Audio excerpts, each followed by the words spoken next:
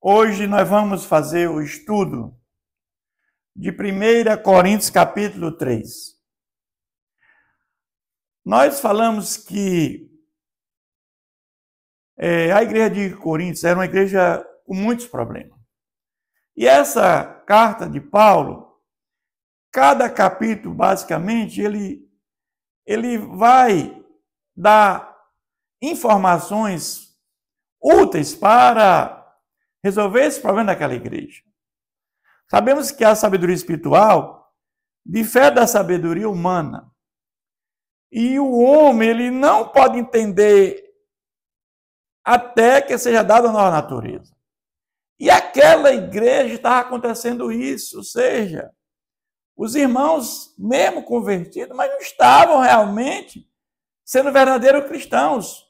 Ou seja, eles não tinham recebido o Espírito Santo.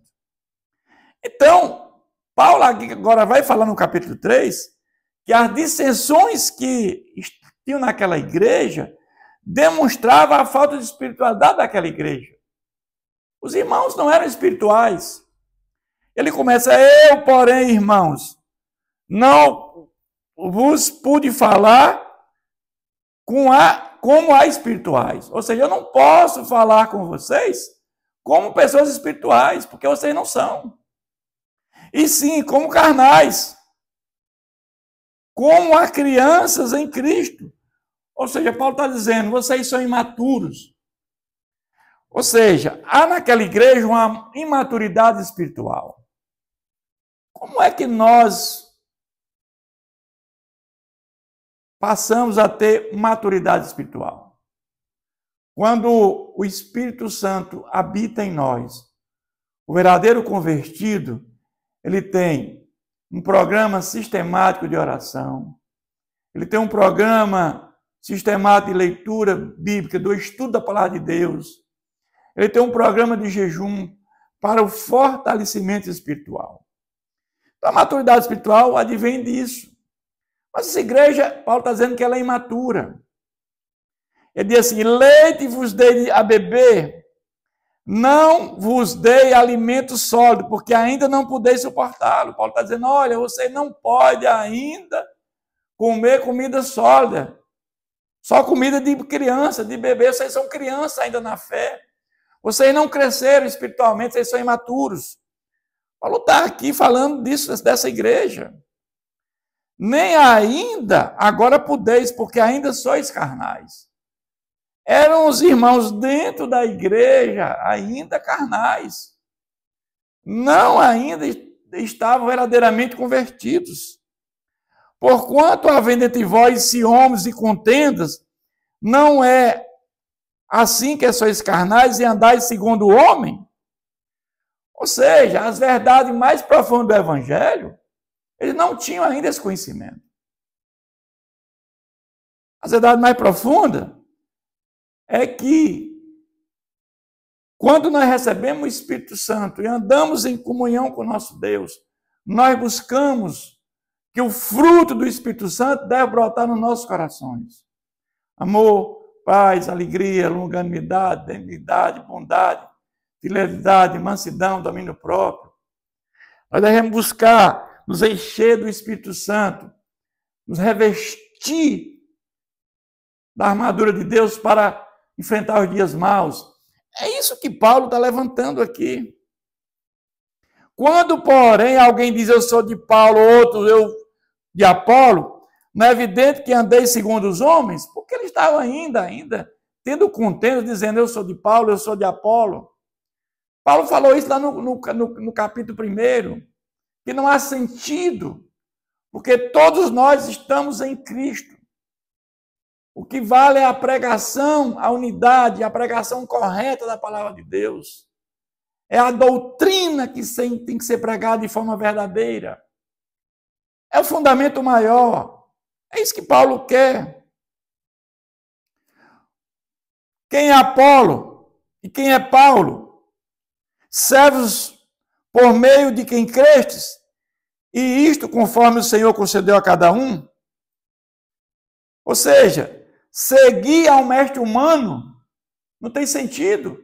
Seguir ao mestre humano, hoje é comum nas denominações, seguir a um pastor, porque ele tem um pastor tem uma qualidade diferente dos outros. Nós temos que seguir, ter o cuidado de seguir a palavra de Deus. Ou seja, nós somos instrumento de Deus, que Ele nos capacita para ser instrumento, para levar a mensagem salvífica de Jesus.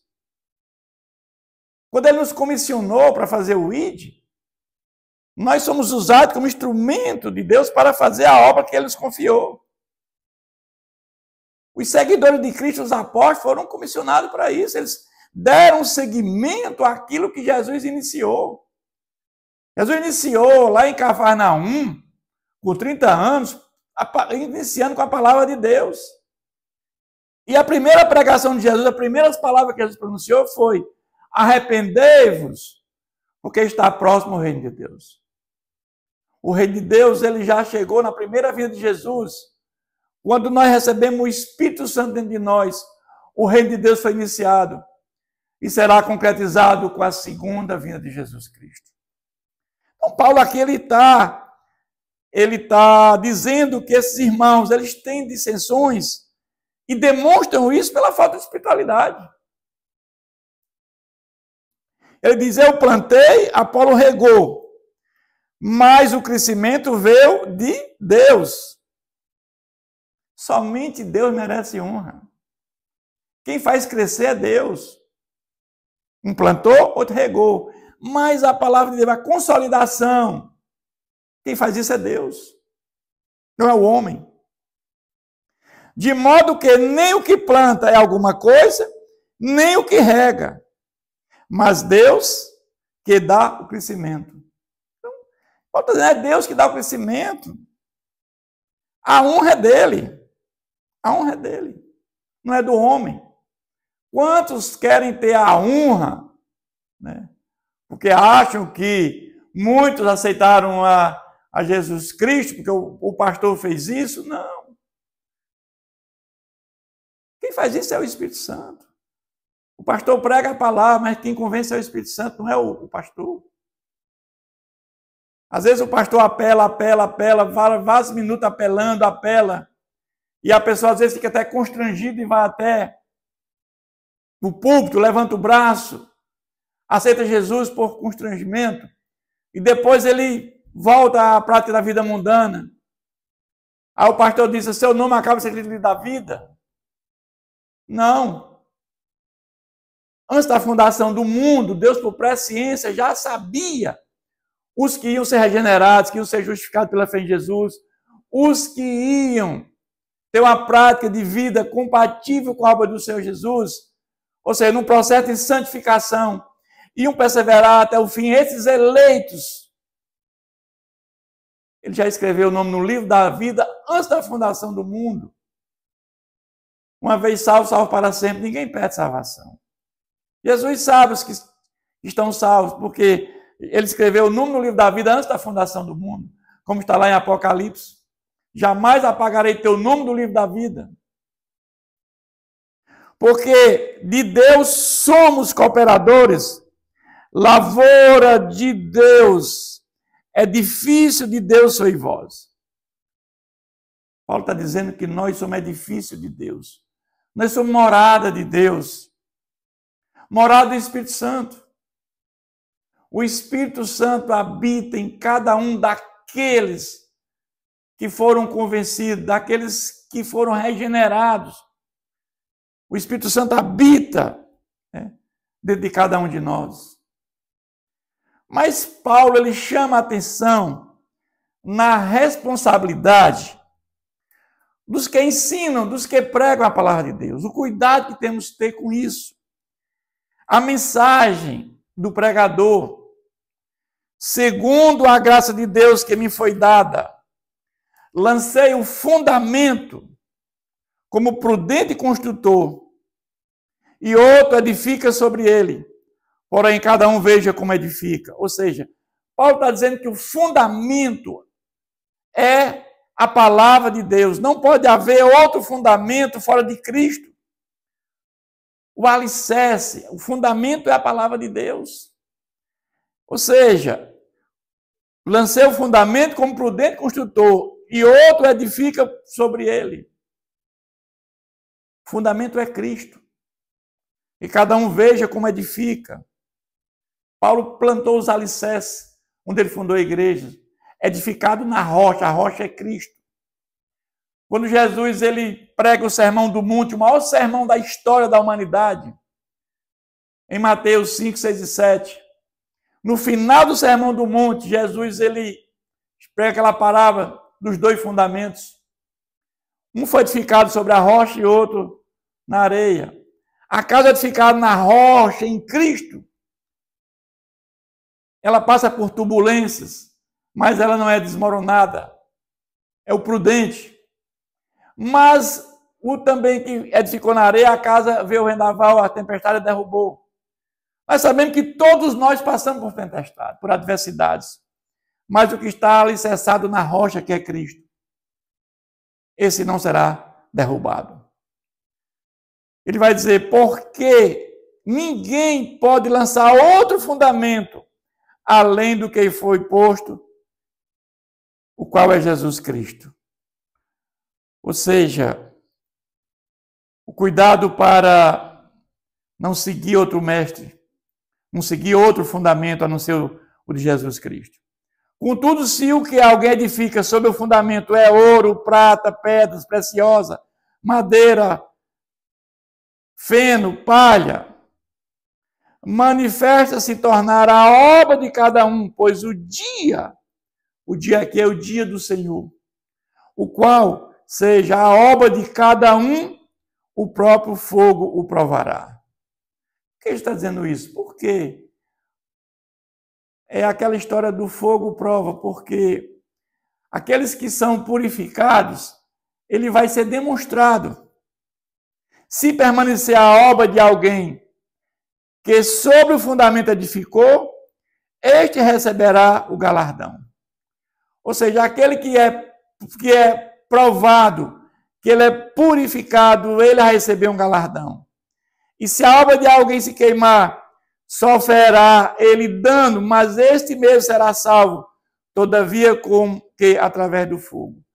Ou seja, esse todavia será salvo, por quê? Porque ele é provado como o fogo prova. Quando você prova o ouro, fica só a parte limpa do ouro. Não sabeis que sois santuário de Deus e que o Espírito de Deus habita em vós? Ele está dizendo que nós, mais uma vez, ratificando que nós somos santuário do Espírito Santo. O Espírito Santo habita dentro de nós. Se alguém destruir o santuário de Deus, Deus o destruirá, porque o santuário de Deus que sois vós é sagrado. E aqui ele está chamando a atenção para nós termos cuidado com o nosso corpo. Nós sabemos que a língua é veneno mortífero. Cuidado com as dissensões, com as invejas, com as coisas mundanas, porque isto leva à perdição, leva a um mundo de sofrimento. Então ele está dizendo que onde habita o Espírito Santo é no nosso corpo, e o nosso corpo é santuário de Deus. Mas ele vai agora repetir, que a sabedoria humana é sem valor. Ninguém se engane a si mesmo. Se alguém dentre vós se tem por sábio neste século, faça-se estúpido para se tornar sábio, porque a sabedoria deste mundo é loucura diante de Deus. Porquanto está escrito. Paulo mais uma vez repete a questão da sabedoria do mundo, que é loucura para Deus, que ele deixou que as pessoas viessem a entender, pessoas humildes, que não tinham conhecimento, eram incultas, em detrimento de pessoas cultas. Então Deus vai dizer que aquela sabedoria do mundo não tem nenhum valor, é sem valor. Ele apanha os sábios na própria astúcia e esperteza deles, e outra vez o Senhor conhece os pensamentos dos sábios, que são pensamentos vãos. Vamos entender que Deus, pela sua onisciência, Ele sabe tudo sobre nossa vida. Ele sabe os nossos pensamentos antes que ele chegue à nossa mente. E ele sabe que o pensamento dessas pessoas, desses sábios de sabedoria humana, são pensamentos vãos, não tem nenhum significado.